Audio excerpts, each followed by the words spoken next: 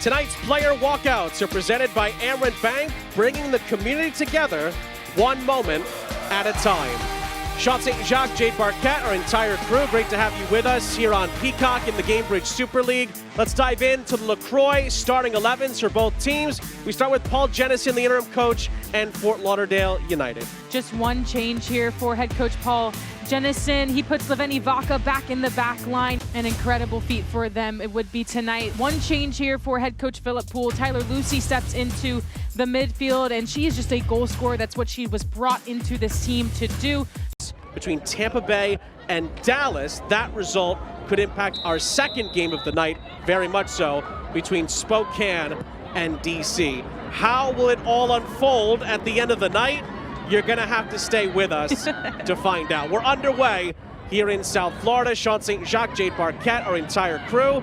This is the time of the year we love, and Carolina's trying to get off to the perfect start here, but the shot is gonna be saved by Haley Craig. Riley Parker just streaking up that side, picking up her head, trying to find a runner in the box.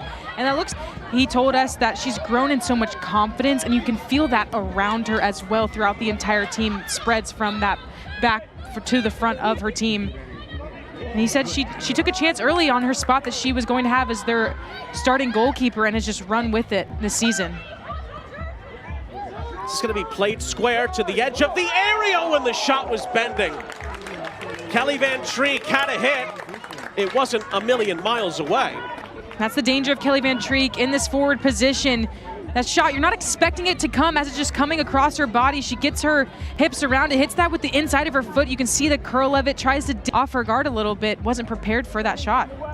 Just to branch off your last point, Jade, must be a good problem for Philip Poole and his staff to have. Sydney Martinez or Megan McClellan, that's gotta be a difficult choice to make. As it's cleared up field, the halftime whistle goes in South Florida.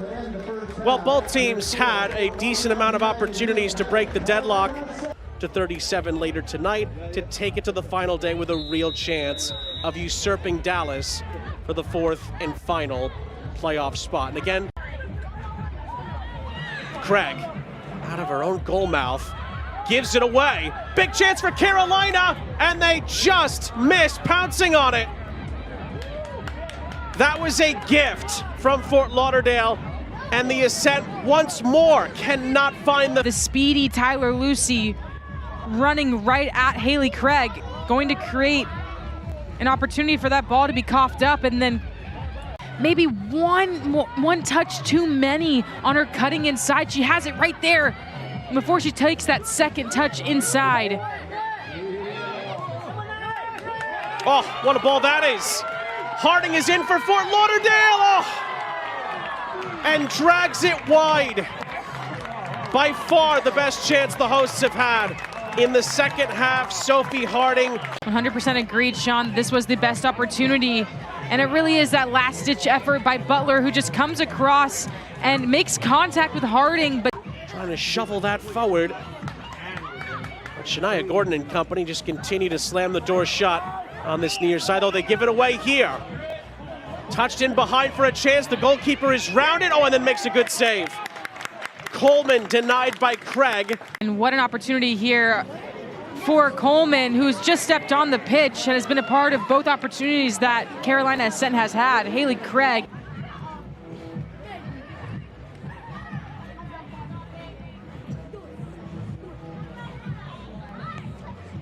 From the corner.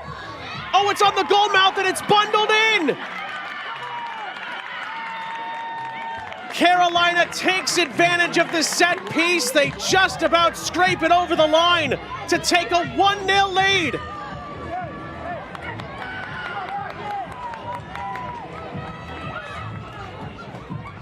And of course, it's Mackenzie George. What a ball in from Mia Corbin. All she has to do is just put it in the mix.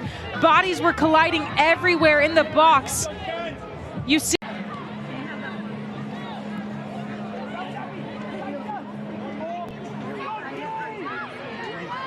Oh, what a turn that is. Could open up here for Fort Lauderdale. It started by Van Treeck. Could open up here for the shots. Oh, what a save. Sydney Martinez down to her left. Keeps Carolina in front. Locklear just gets it right through Carolina. Touch a little bit too far out in front of her. The way that she can time tackles is one of the best in this league. All year cooling and plumbing corner. Aguilera comes up short. Oh, but it's a miscued clearance by Gordon. And Carolina will try it again.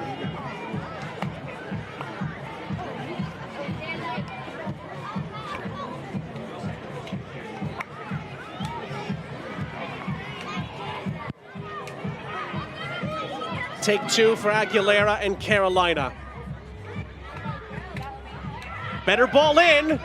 It's scrambled out to the edge of the area. Oh, and the shot is deflected into the roof of the net. Well, it's another scrappy goal from Carolina. Corbin redirected it on frame. It takes a big ricochet. And Carolina have scored twice from corners tonight to take a 2-0 lead. This ball just falls perfectly to Mia Corbin, who's hanging out, ready. Afternoon, 2 p.m. on Mother's Day. Again on Peacock, Lexington and Brooklyn. Carolina hoping to see this out to put pressure on Lexington tomorrow, who will have to now win that game to get the number 2 seed. At least get closer to it. Can Carolina put a ribbon on proceedings here? Craig only as far as Lussi on the ricochet. And Tyler Lussi finishes it off to make it 3-0 to Carolina and clinch all 3 points in South Florida tonight. They went to a 3 back here, so they're opening themselves up for a little bit more pressure. Tyler Lussi just floating off the back line, follows the play, gets a deflection off the Craig initial save, and not going to miss this one this time, putting that deflection away. The second time she's had an opportunity this match. Beaten Fort Lauderdale this season. Would love to get that stat off their backs as well, and they're nearly there. Abby Hugh whips in the corner for Fort Lauderdale. It's comfortably headed away. Butler, of all people, looks to lead the charge here for Carolina. Plays a wonderful ball onto this near side. Carolina are in here. Addisyn Merrick to put a cherry on top.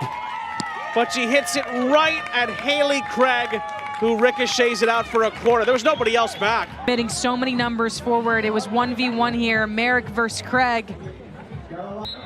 And put pressure on Lexington for the number 2 seed in the Gainbridge Super League. Carolina finally gets the better of Fort Lauderdale United in the Gainbridge Super League. It's now 10 matches in a row